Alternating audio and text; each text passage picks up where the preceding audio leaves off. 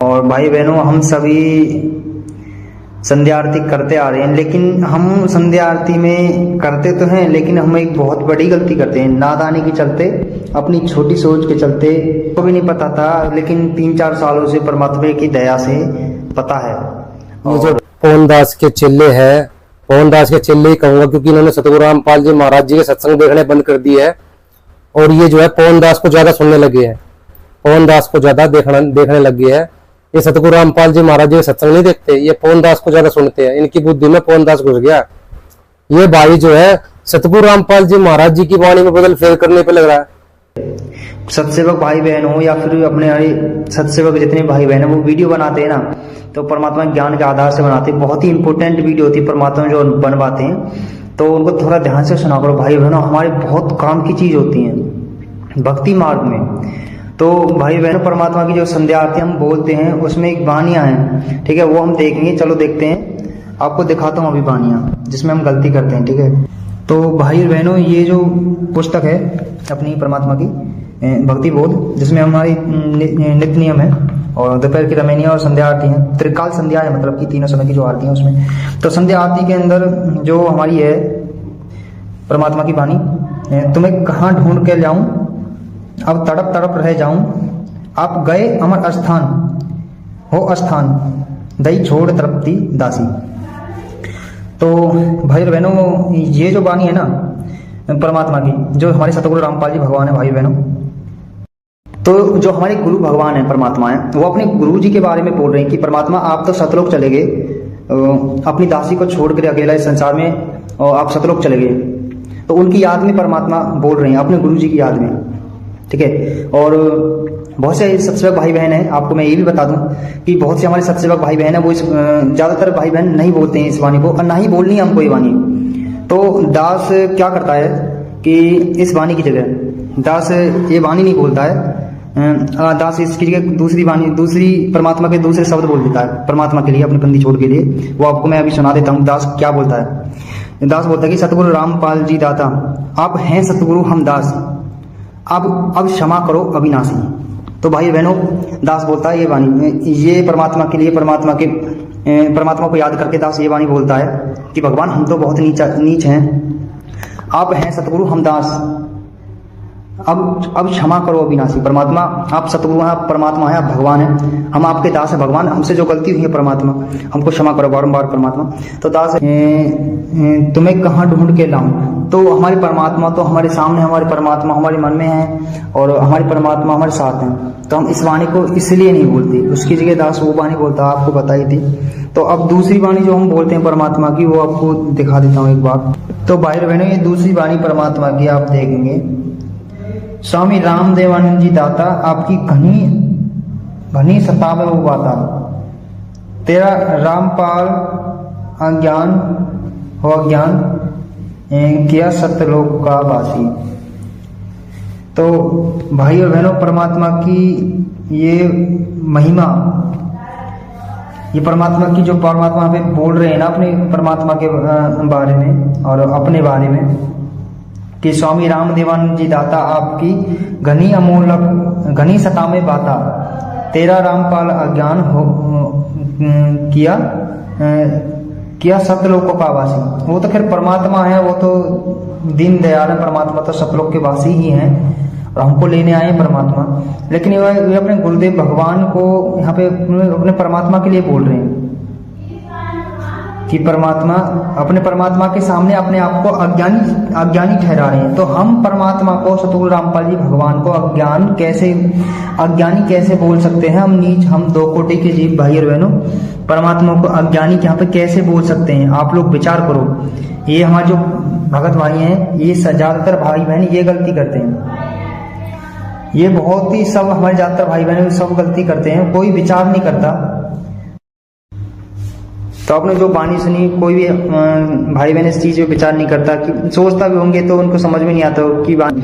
अब आपको दिखाता हूँ कि हमको ये बानी कैसे बोलनी है। तो भाई बहनों, परमात्मा की बानी है जो वो हमको ऐसे बोलनी है परमात्मा की। परमेश्वर सतगुरु रामपाल जी दाता, आपकी घनी अमोलक बाता।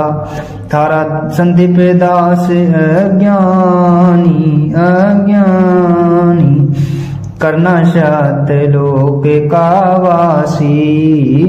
थारा संदीप दास अज्ञानी अज्ञानी, कियों सतलोक का वासी।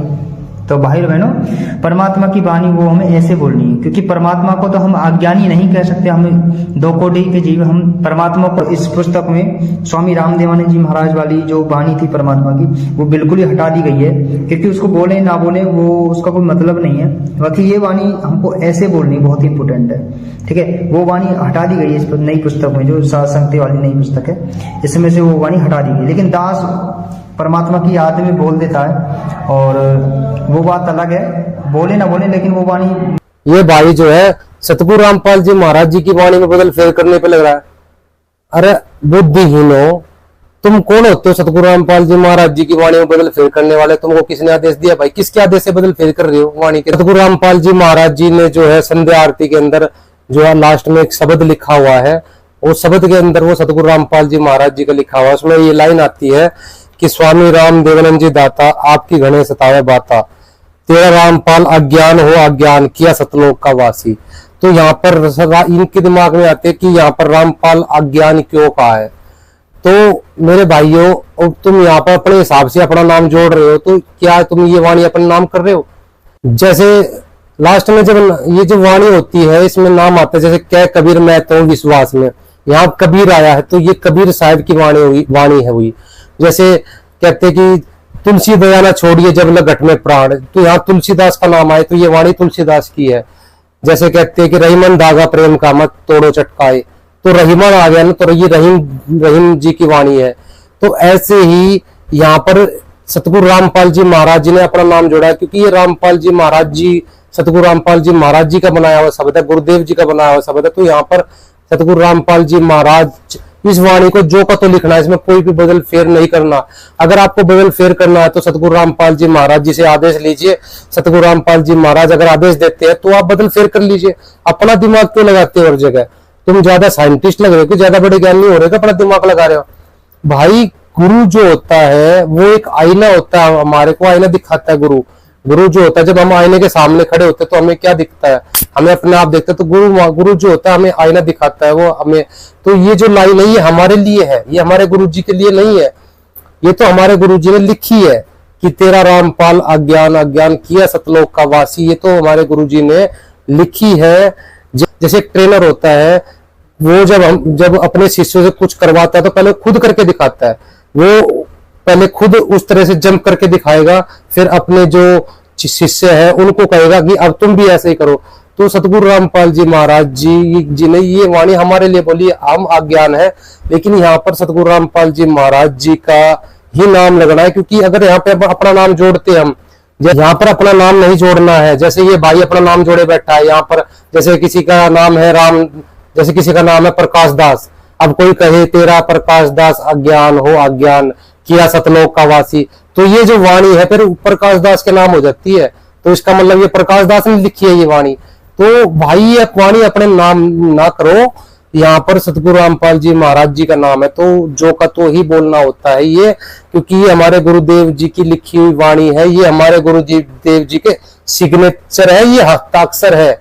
हमारे गुरु, ये जो नाम जो लिखा हुआ है ये गुरु जी ने अपना सिग्नेचर किया है, हस्ताक्षर किए हुए। और अगर आप गुरु जी के नाम काट के अपने सिग्नेचर करोगे, अपने हस्ताक्षर करोगे, तो आप दोषी हो जाओगे।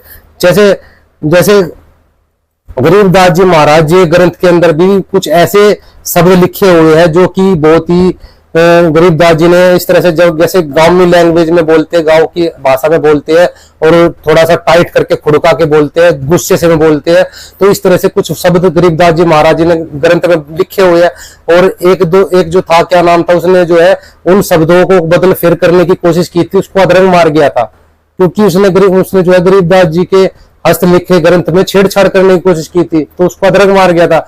इसलिए संतों की वाणी में कभी भी छेड़छाड़ नहीं करनी चाहिए। अपने हिसाब से हमें कुछ भी बदल फेर नहीं करना चाहिए।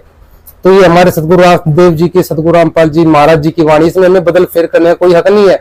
अगर आपको कुछ बदल फेर करना है, आपको कोई शंका समाधान है, तो आप सतगुरु रामपाल जी महाराज जी से प्रार्थना कर सकते हो और अपने शंका का समाधान करवा सकते हो, या उन्होंने जो भी, जिनको भी शंका समाधान करने का आदेश दे रखा है, आप उनके पास जाकर अपनी शंका का समाधान करवा सकते हो।